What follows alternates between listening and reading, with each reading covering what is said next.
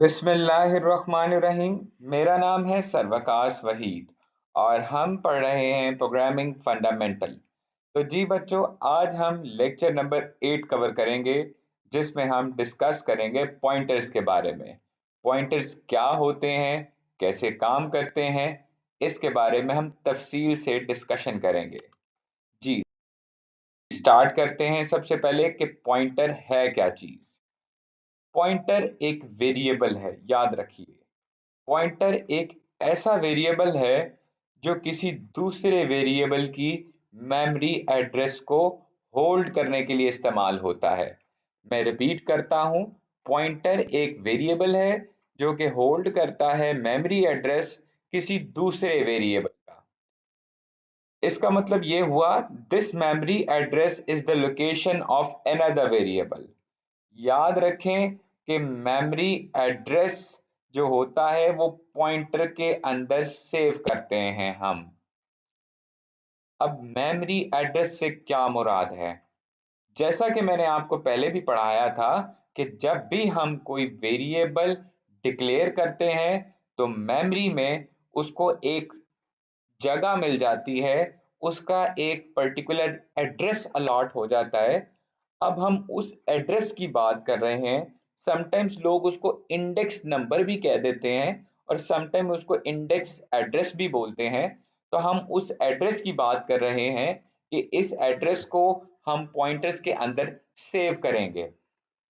तो जी हाँ, therefore if a variable contains the address of another variable is said to point to the second variable। तो इसका मतलब ये हुआ कि अगर हमारे पास हम एक ऐसा वेरिएबल बनाएं जिसके अंदर अंदर हम किसी वेरिएबल का एड्रेस सेव करें तो उसको हम पॉइंटर कहेंगे। क्लियर हो गई ये बात? अब हम आगे चलते हैं। हम पॉइंटर से क्या क्या यूजेस ले सकते हैं। तो ये बहुत इंपॉर्टेंट यूजेस हैं, आपने इन्हें याद कर लेना है। Number 1, to pass argument by reference. हम रेफरेंस के जरिए कोई भी आर्गुमेंट पास कर सकते हैं। Number 2, for accessing array elements. जैसा कि आप जानते हैं कि हम पहले एक अरे बनाते थे और अरे में हमारे पास multiple values of the same data type store की जाती थी और हर वैल्यू का एक पर्टिकुलर एड्रेस होता था। तो अब हम उस एड्रेस को असेस कर सकते हैं बाय यूजिंग अ पॉइंटर। हम एक सिंगल पॉइंटर बना के अरे के तमाम एलिमेंट्स को अपने मुताबिक असेस कर सकते हैं, उन तक पहुंच सकते हैं। टू रिटर्न मल्टीपल वैल्यूज, हम पॉइंटर्स की मदद से ज्यादा वैल्यूज को भी रिटर्न करवा सकते हैं। Number 4, dynamic memory allocation. इसका मतलब ये हुआ कि मेमोरी एलोकेशन जो है वो चेंज भी हो सकती है। Number 5, to implement data structures. हम क्या कर सकते हैं? डाटा स्ट्रक्चर्स को इम्प्लीमेंट कर सकते हैं by using just pointers. Number 6, to do system level programming where memory address are useful. एक प्रोग्रामिंग होती है सिस्टम लेवल की। सिस्टम लेवल से मुराद ये होता है कि आप अपने सिस्टम में डिफरेंट वैल्यूज को अपने मुताबिक एड्रेस अलॉट करते हैं। जब आप अपने मुताबिक एड्रेस अलॉट करते हैं तो आप उन तक एक्सेस कर सकते हैं, आप उनको रिट्रीव कर सकते हैं आराम से बाय यूजिंग पॉइंटर्स। सबसे पहले अब हम देखेंगे कि पॉइंटर को डिक्लेयर कैसे करवाया जाता है और उसको इनिशियलाइज कैसे करवाया जाता है। तो जी हाँ, जैसे कि एक वेरिएबल को डिक्लेयर करवाया जाता है, बिल्कुल पॉइंटर को भी उसी तरीके से डिक्लेयर करवाया जाता है। सबसे पहले आप डाटा टाइप लिखते हैं और उसके बाद आप अपने वेरिएबल का नाम और फिर सेमीकोलन। तो याद रखिए, अगर आप एक स्टैरिक का सिंबल पहले यूज करेंगे वेरिएबल के नाम से पहले तो वो एक पॉइंटर बन जाएगा। जैसा कि इंट स्टैरिक एक्स, तो यहां पर हमने एक एक्स नाम का पॉइंटर जनरेट किया है। याद रखिए, पॉइंटर भी एक वेरिएबल है लेकिन ये मेमोरी एड्रेस को स्टोर करने के लिए इस्तेमाल होता है। फ्लोट स्टैरिक वाई, हमने वाई टाइप का एक पॉइंटर बनाया है। 4 स्टैरिक जी, हमने जी टाइप का एक पॉइंटर बनाया है जिसकी डाटा टाइप कैरेक्टर टाइप है। लेट सपोज हम देखते हैं, अगर हम इंट x इक्वल 10 कह देते हैं, मतलब एक वेरिएबल लेते हैं x जिसमें 10 रख देते हैं, और अब हम एक पॉइंटर को डिक्लेयर करवाते हैं और साथ ही उसको इनिशियलाइज भी करवाएंगे। लाइक मैं स्टैटिक लिखता हूँ पीटीआर मेरा पॉइंटर का नाम है जो कि इंटीजर टाइप है। आगे मैंने % का साइन डाला है जिसे हम एंड सिंबल भी बोलते हैं। अब मैं एंड सिंबल बोल दूंगा, आप इसको याद रखिए। जब मैं एंड सिंबल बोलूंगा और उसके आगे मैं अगर कोई वेरिएबल रख देता हूं, फिर क्या होगा? अब ये होगा कि इस पीटीआर पॉइंटर में एड्रेस ऑफ x जो है वो स्टोर हो जाएगा। आई रिपीट, इस पीटीआर वेरिएबल में x वेरिएबल का जो एड्रेस है वो स्टोर हो जाएगा। फॉर एग्जाम्पल, इस एग्जाम्पल से आपको क्लियर हो जाएगा कि मैं क्या बात कर रहा था। सबसे पहले मैं ऊपर वाली लाइनें तो आपको पढ़ा चुका हूं, यहाँ पे फर्ज है। हम मेन फंक्शन के अंदर तरफ चलते हैं। Int a equals to 50। a एक वेरिएबल है जिसमें मैंने 50 वैल्यू स्टोर कर दी। उसके बाद मैं एक पॉइंटर बनाता हूं ptr के नाम से। याद रखिए, पॉइंटर बनाने के लिए आपको स्टैरिक का सिंबल इस्तेमाल करना पड़ता है।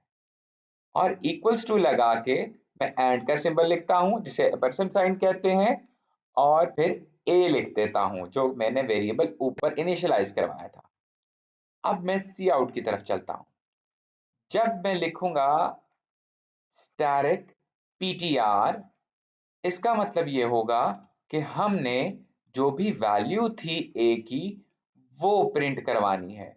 तो याद रखिए, अगर आप पॉइंटर के साथ स्टैरिक लगा के सी आउट करेंगे तो वो जिस भी वेरिएबल के एड्रेस को पॉइंट कर रहा था उस वेरिएबल की वैल्यू को प्रिंट करवाएगा। लेकिन अगर आप सिर्फ पीटीआर लिख देते हैं तो उससे क्या होगा कि ये पॉइंटर जिस वेरिएबल के एड्रेस को स्टोर करवा के बैठा था, अब उस वेरिएबल के एड्रेस को प्रिंट भी करवा दें। तो ये इस तरह का कुछ एड्रेस होता है मेमोरी में, आपने याद रखना है। इस तरह का कुछ वेरिएबल का एड्रेस होता है। ठीक है जी। एक और एग्जांपल है आपके लिए, इसको जरूर देखिएगा। मैं आपको इसकी हिंट देता हूं कि इसमें हमने क्या किया है। एक फंक्शन बनाया है जिसमें हमने कुछ वेरिएबल्स और पॉइंटर्स ले लिए हैं, 2 पॉइंटर्स और 2 वेरिएबल।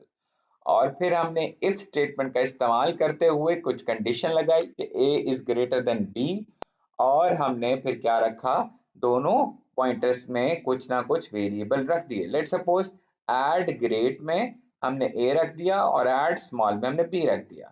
अगर हम a ग्रेटर देन b हो तो हमने ये वाला प्रिंट करवाना हो, और अगर हमारे पास एल्स हो कि a b से बड़ा नहीं है तो फिर ऐड ग्रेट में पॉइंटर में हम b रखेंगे और ऐड स्मॉल में हम a रखेंगे।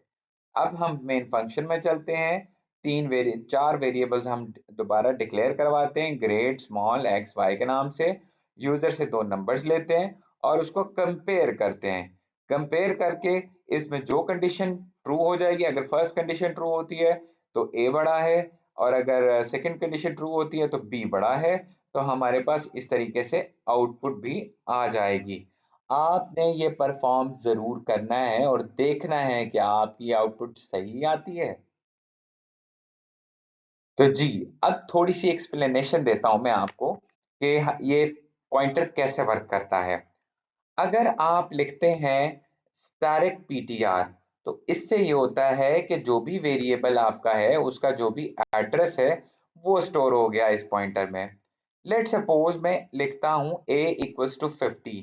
अभी मैंने a में 50 रख दिया तो a नाम का एक बॉक्स बन गया जिसमें 50 आ गया, और उसका ये जो है एड्रेस आ चुका है। ठीक है जी, ये एक एड्रेस आ चुका है। हेक्साडेसिमल में मेरे ख्याल से ये एड्रेस है।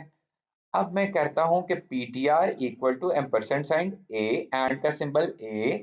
इसका मतलब ये हुआ, जब मैंने एंड का सिंबल लगाऊंगा तो जो भी एड्रेस है हमारे ए का वो पीटीआर के अंदर आ जाएगा। अब एड्रेस देखिए 0x8F96FFF4, तो ये पूरा एड्रेस जो है 0x8F96FFF4, ये डॉट डॉट डॉट लगा दिए, इसका मतलब यही है कि ये पूरा एड्रेस ना ये पीटीआर के अंदर चला गया है।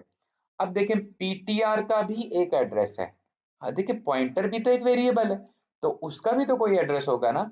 तो लेट सपोज उसका एड्रेस ये डॉट डॉट डॉट डॉट 1, ठीक है, कोई भी एड्रेस हो सकता है उसका। अब अगर मैं लिखता हूँ सी आउट ए इज और स्टैरिक पीटीआर कर दूंगा, याद रखें मैंने जब स्टैरिक पीटीआर करता हूँ तो उसकी वैल्यू स्टोर हो जाए, वैल्यू प्रिंट हो जाएगी क्योंकि सी आउट रखा हुआ है।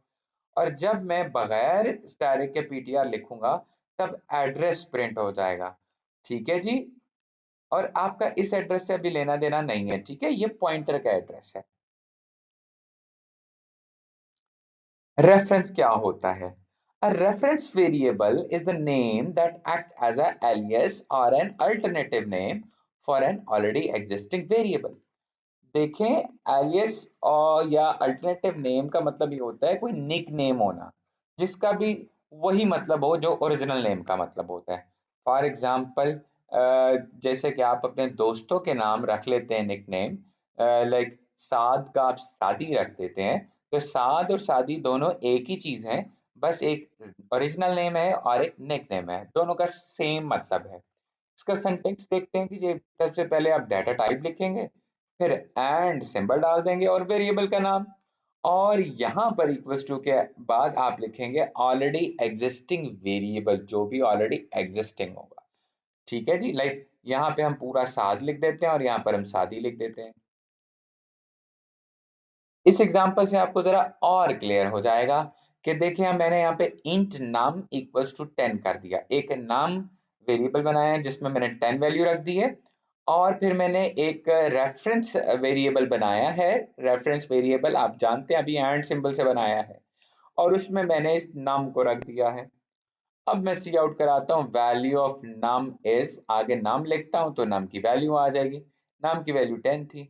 उसके बाद अगर मैं वैल्यू ऑफ सम, और अब मैं सम लिखता हूँ, तो सम में भी मेरे पास देखिए ये रेफरेंस था, ये रेफरेंस वेरिएबल था जिसका मतलब वही है जो नम का मतलब है। अगर नम में भी 10 है तो सम में भी फिर क्या होगा, 10 होगा। यहाँ पे देखिए, इस एग्जांपल को अच्छे से देखिए कि मैंने एक फंक्शन बनाया है क्यूब लेने के लिए, और मैंने वहां पे एक रेफरेंस वेरिएबल जो है x रख लिया है, और उसके बाद x में मैंने कहा है जी क्यूब ले लें, 3 बार मल्टीप्लाई करा दें। फिर इंट मेन फंक्शन में आके मैंने y एक वेरिएबल लिया है, उसमें 10 वैल्यू कंसीडर कर ली है, और उसको पहले सी आउट करा के दिखाया है, और उसके बाद इसको पास कर दिया है हमने ऊपर अपने क्यूब के फंक्शन में। जब क्यूब के फंक्शन में हम पास करेंगे तो वैल्यू जो है 3 बार मल्टीप्लाई हो जाएगी, और मल्टीप्लाई होके हम उसको सी आउट करवा देंगे, और वो बन जाएगा 1000। आपने अपने कंपाइलर में इसको जरूर परफॉर्म करना है। तो जी बच्चों, उम्मीद करता हूँ आपको ये पूरा कोर्स बहुत अच्छा लगा होगा और समझ भी आया होगा। आप मेरे चैनल को सब्सक्राइब करें, लाइक करें। इंशाल्लाह मैं आपके लिए और वीडियोस लेकर आ रहा हूँ, और मेरी कोशिश ये है कि नेक्स्ट जो है वो मैं आपके लिए पाइथन की एक सीरीज लेकर आऊँ। तो इंशाल्लाह फिर मिलेंगे, तब तक के लिए अल्लाह ने के बाद।